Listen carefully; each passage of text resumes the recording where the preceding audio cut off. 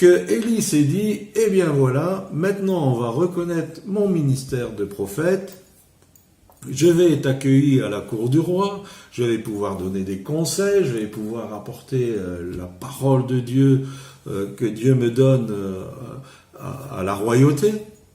Et rien de tout cela. En fait, il est confronté à une menace de mort qui vient de l'épouse d'Akab, et vous savez, c'était Jézabel, qui lui dit, eh bien moi je vais te faire la même chose que tu as fait à mes prophètes.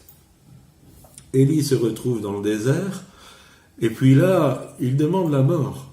Il dit, Seigneur, je ne suis pas meilleur que mes pères, que je puisse mourir. Et donc ce travail de mort se fait sur ses ambitions, sur sa façon de voir les choses, sur son interprétation de ce que pourrait devenir son ministère.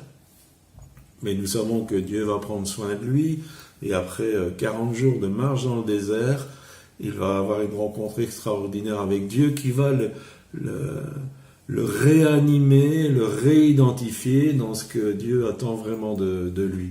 Donc, la deuxième des choses, dans le désert, Dieu va épurer notre appel. Et il va enlever tout ce qui pourrait correspondre à nos ambitions humaines. La troisième des choses, c'est qu'une fois que Dieu commence à construire notre identité, elle va être confrontée au mensonge du diable. Et on se rappelle cette confrontation entre Jésus et le diable, qui va lui dire « Si tu es le Fils de Dieu ». Et donc il met bien en cause sa propre identité. Si tu es le Fils de Dieu, bien ordonne que ces pierres deviennent du pain. Il va l'emmener sur le temple, il va dire, si tu es le Fils de Dieu, ben jette-toi en bas, parce qu'il est écrit à ton sujet. Le diable va essayer de détruire cette identité que Dieu est en train de construire en nous. Mais Jésus n'a pas répondu au diable en disant, oui, je suis le Fils de Dieu, j'ai une naissance miraculeuse, je suis appelé, il y a eu des paroles prophétiques sur ma vie.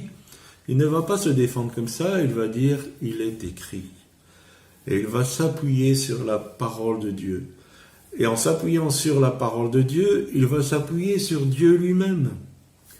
Parce que notre identité, elle est appuyée sur ce que Dieu dit de nous, et elle est appuyée sur qui est Dieu lui-même. Nous allons le voir après, quand Moïse va être confronté au buisson ardent, nous allons en parler aussi. Notre identité, elle vient de qui est Dieu et de ce que Dieu dit de nous. Et nous n'avons pas à défendre notre identité en disant je suis tel ministère, j'ai tel talent, j'ai tel don, j'ai telle mission de la part de Dieu. Nous n'avons pas à nous défendre. Nous avons simplement à citer la parole de Dieu et à savoir qui Dieu est. C'est ça l'important. Qui Dieu est, parce que nous fusionnons avec Dieu au travers de notre rencontre avec lui. Paul a dit, celui qui croit en Christ, il est un avec lui, il est un seul esprit. Donc voilà le travail du désert qui vient amener une mort, ce qui n'est pas notre identité, cette fausse identité que nous nous sommes créés par rapport à ce que le monde pouvait dire de nous, qui vient épurer notre appel, qui vient enlever tout peut-être ce qui est ambition humaine, et aussi qui nous amène à une confrontation pour que notre identité résiste. En fait, les confrontations viennent toujours fortifier ce que Dieu fait en nous. Donc Moïse s'est retrouvé dans le désert, et pendant ces 40 ans de désert, voilà ce qui s'est produit. Tout ne s'est pas construit chez Moïse au travers de ces 40 ans. Voilà pourquoi il aura cette réponse quand il va rencontrer l'Éternel. Qui suis-je ? Et nous verrons au travers de cette rencontre avec l'Éternel comment Dieu va répondre à cette question et à bien d'autres.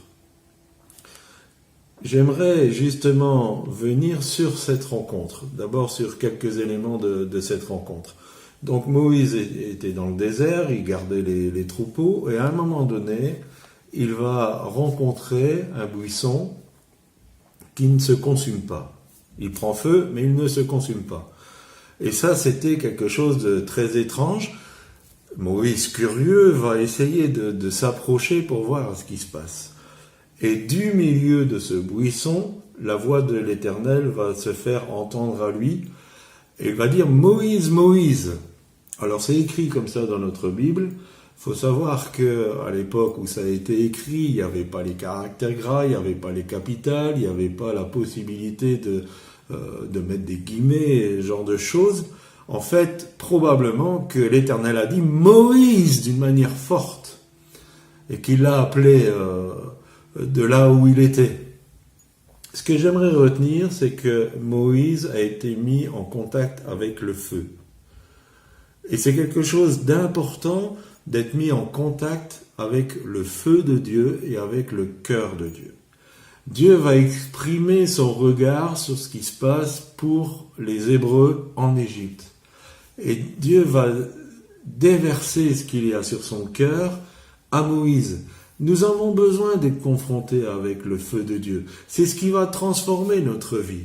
Nous ne pouvons pas nous contenter d'une vie chrétienne qui est faite de train-train, d'obligations religieuses quelque part. Nous avons besoin d'être confrontés au feu de Dieu pour recevoir de lui la mission qu'il veut nous donner.